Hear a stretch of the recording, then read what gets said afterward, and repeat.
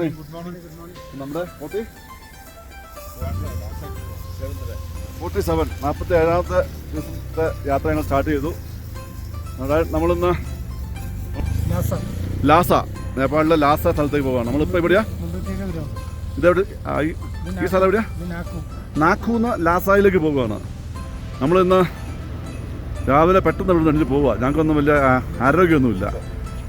അതിൻ്റെ കാരണം ഇവിടെ ഇന്നലെ വന്നപ്പം ഈ കഴിഞ്ഞ 2 ദിവസമായിട്ട് ഉള്ള സ്ഥലത്തൊന്നും ഓക്സിജൻ്റെ ചെറിയൊരു പ്രശ്നമുണ്ട്. ഇന്നലെ ഞങ്ങൾക്ക് ഒട്ടും ഉറങ്ങാൻ പറ്റിയില്ല. ഓക്സിജൻ്റെ പ്രശ്നം കാരണം എന്താ പറഞ്ഞത്, ഓക്സിജൻ വെച്ചെങ്കിലും ഞങ്ങളങ്ങ് സേഫ് അല്ലായിരുന്നു. ഒരു കംഫോർട്ടബിൾ സോൺ അല്ലായിരുന്നു.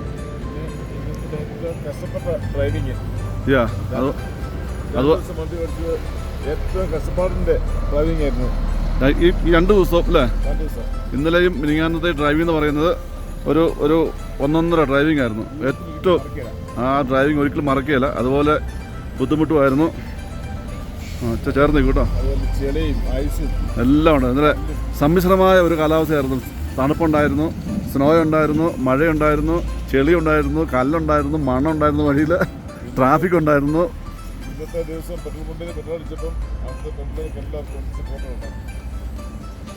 അപ്പോൾ ഞങ്ങൾ ഇവിടുന്ന് അങ്ങ് പോവുകയാണ്. കാരണം ഇവിടെ ഒട്ടും ഞങ്ങൾക്ക്, കാരണം ഇവിടുത്തെ ആൾക്കാരെല്ലാം ഈ ഉള്ള ഗ്യാസൊക്കെ ആയിട്ട്, ഇവിടുത്തെ ഓക്സിജനൊക്കെ ആയിട്ട് അവർ യൂസ്ഡ്, അവർക്കൊരു കുഴപ്പമില്ല. പക്ഷെ ഞങ്ങൾക്ക് പറ്റത്തില്ല. ഉറങ്ങാൻ പറ്റുന്നില്ലായിരുന്നു, നമുക്ക് നിൽക്കാൻ പറ്റുന്നില്ല, നമുക്ക് നേരെ നിൽക്കാൻ പറ്റുന്നില്ല. ഭയങ്കര ടയർഡാണ്. ഇനി അടുത്ത സ്ഥലത്തേക്ക് ഇപ്പം ലാസാലേക്ക് പോകുമ്പോൾ അവിടെ കുഴപ്പമില്ലെന്നാണ് പറഞ്ഞാട്ടെ. അതുകൊണ്ട് ഞങ്ങൾ ഇവിടുന്ന് ഓടി രക്ഷപ്പെടുക. ഓക്കെ, ചെയ്യൂ. വണ്ടി കണ്ടപ്പോൾ ഞങ്ങളുടെ പെട്രോൾ അടിക്കാൻ കയറിയതാണ്. ഇവിടെ ഞങ്ങൾ പെട്രോൾ അടിച്ച് കഴിഞ്ഞപ്പോൾ തന്നെ അവിടുത്തെ ഒരു സ്റ്റാഫ് പറഞ്ഞു, ഞങ്ങളുടെ വണ്ടി ഇവിടെ ചെളിയാണ്, ഞാൻ കഴുകി തരാമെന്ന് പറഞ്ഞു. ഇന്നും പുള്ളി കഴുകിക്കൊണ്ടിരിക്കുക. പുള്ളിക്ക് പൈസ കൊടുത്തിട്ട് പുള്ളി ജീവൻ പോയപ്പോൾ മേടിക്കുകയില്ല. ഇവിടെ റെസ്റ്റോറൻറ്റിൽ ഞങ്ങൾ ടിപ്പ് കൊടുത്തപ്പോൾ മേടിക്കുകയില്ല. ഇവിടെ ഈ നേപ്പാളിൽ ഞങ്ങൾ പല സ്ഥലത്തും പല രീതിയിലും പലയിടത്തും ഹോട്ടലിൽ ഫുഡ് കഴിക്കാൻ ടിപ്പ് കൊടുത്തിട്ട് ഒരു മനുഷ്യനും പൈസ വേണ്ട. ഈ പുള്ളി ഇതിപ്പോൾ നമ്മുടെ വണ്ടി ഡേപ്പി ആയതുകൊണ്ട് ഞങ്ങൾ കഴുകാൻ വേണ്ടി വേറെ സ്ഥലത്ത് പോകാൻ പ്ലാൻ ചെയ്തതാണ്. അപ്പം ഇദ്ദേഹം പറയുന്നു കുഴപ്പമില്ല, ഞാൻ കഴിച്ചോളാം എന്നും പറഞ്ഞുകൊണ്ട് ജസ്റ്റ് ഒരു മിനിമം ബേസിക് ആയിട്ടുള്ളൊരു ക്ലീനിങ്. പക്ഷേ പൈസ ചോദിച്ചിട്ട് പുള്ളിക്ക് നോ, നമ്മൾ എത്ര പറഞ്ഞിട്ടും പുള്ളിക്ക് വേണ്ട, സമ്മതിക്കില്ല. അതാണ് ഇവിടുത്തെ മനുഷ്യർ.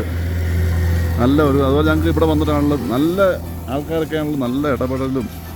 എവിടെ ആൾക്കാരുമായിട്ട് നമ്മൾ ഡീൽ ചെയ്തിട്ടുണ്ടെങ്കിൽ അതൊക്കെ ഭയങ്കര സ്നേഹത്തോടെയും ഭയങ്കര കാര്യമായിട്ടൊക്കെ എല്ലാവരും ഡീൽ ചെയ്യുന്നത്. ആ സ്നേഹം മതി ഞങ്ങളുടെ ഈ ടയർനെസ്സൊക്കെ മാറാനായിട്ട്.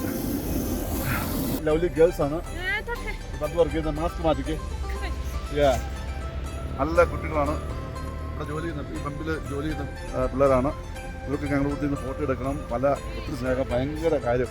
അവർക്ക് ഞങ്ങളെ കണ്ടിട്ട് വേണ്ട അത്ഭുത അന്യഗ്രഹ ജീവികളെ പോലെയാണെന്ന് തോന്നുന്നു. അറിയാൻ പാടില്ല, അതുകൊണ്ടാണ് അറിയത്തില്ല.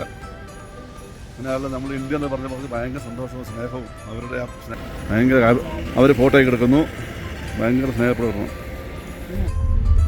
ഞങ്ങൾ ലാസ സിറ്റിയിൽ ഏതാണ്ട് എത്തിക്കൊണ്ടിരിക്കുകയാണ്. ഇന്നത്തെ യാത്ര വളരെ ഈസി ആയിരുന്നു.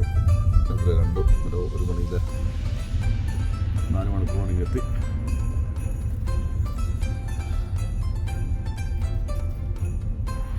ഇനി ബാക്കി സമയം ഇവിടെ സമയം 2 മണി, അല്ല 1 മണി ആയതേ ഉള്ളൂ.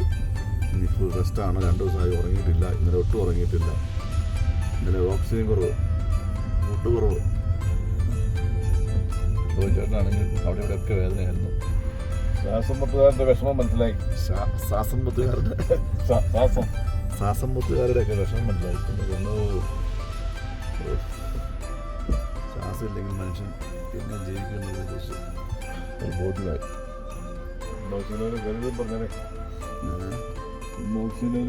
Oxygen level back to normal ആയിക്കൊണ്ടിരിക്കുന്നു. ഞങ്ങളിപ്പം താഴ്ന്ന സ്ഥലത്തേക്ക് വന്നു. സമുദ്ര നിരപ്പിലേക്ക് എത്തിക്കൊണ്ടിരിക്കുകയാണ്. 4000-ഉം 6000-ഉം മീറ്റർ മുകളിൽ നിന്ന് താഴേക്ക് ഇറങ്ങി വന്നു.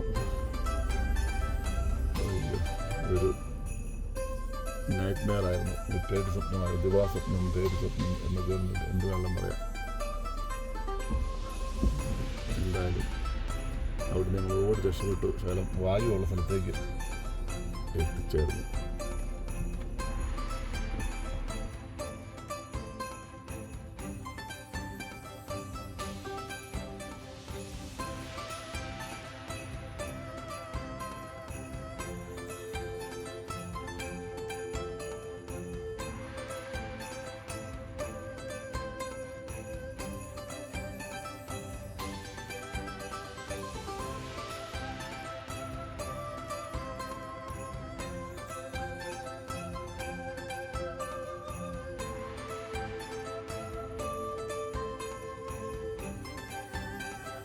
ലാസ സിറ്റിയിൽ നിന്ന് നോക്കുമ്പോൾ കാണുന്ന മലകളാണ്.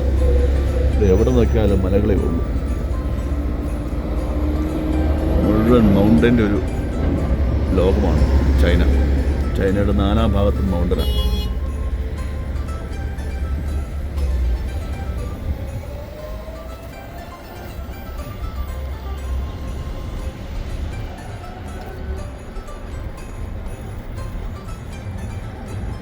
കിലോമീറ്ററൊക്കെ നീണ്ടു നിൽക്കുന്ന മൗണ്ടനല്ല ഇവിടെ ഉള്ളത്. അപ്പം പിന്നെ അത് എവിടെ നോക്കിയാലും കാണാം.